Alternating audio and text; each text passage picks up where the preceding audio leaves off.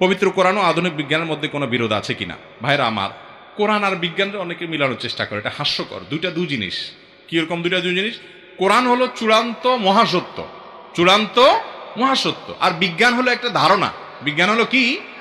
একটা ধারণা। কোন বিজ্ঞানী কোন একটা বিষয় তার একটা ধারণা এস্টাবলিশ করেছেন, পরবর্তীতে আরেক বিজ্ঞানী বা ওই বিজ্ঞানী দেখা গেল কিছুদিন পরে মনে হলো না, ভিন্ন কোনো ধারণা তার কাছে হলো। অতএব এটা তো পরিবর্তনশীল একটা বিষয়, ধারণা মাত্র।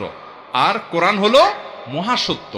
যদি বিজ্ঞানের কোনো থিওরি কোরআনের সাথে সাংঘর্ষিক হয়, তাহলে এই বিজ্ঞান একদিন হয় কোরআনের সত্য এটাকে উদ্ঘাটন করতে সক্ষম হবে, আর যদি না হয় তাহলে সেটা মানুষের বা বিজ্ঞান নিয়ে যারা গবেষণা করে তাদের গবেষণার ত্রুটি, ঘাটতি।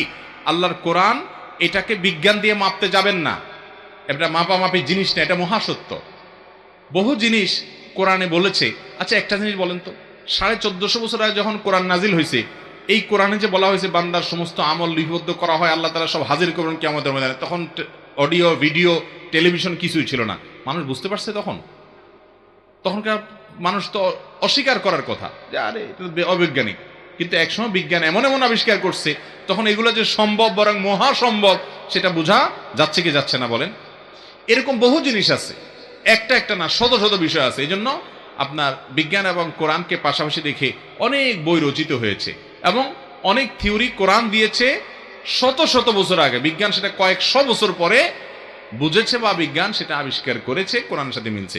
যেগুলো মিলে নাই সেগুলা বিজ্ঞানে এক সময় আপনার বিজ্ঞানের কোনো গবেষণা থেকে হয় মিলবে, আর না যদি না মিলে সেটা বিজ্ঞানের গবেষণার ক্ষেত্রে বিজ্ঞানীদের ত্রুটি বা ঘাটতি বলতে পারেন। কিন্তু কোরআনের সাথে বিজ্ঞানের কোনো তুলনা চলে না। অনেকে কোরআনকে প্রমাণ করে বিজ্ঞান দিয়ে, মূর্খতা। যেটা মহাসত্য সেটাকে আপনি একটা ধারণা এবং কনসেপ্ট দিয়ে আপনার সন্দেহপূর্ণ পরিবর্তনশীল বিষয় দিয়ে কিভাবে মূল্যায়ন করতে পারেন, জাজমেন্ট করতে পারেন?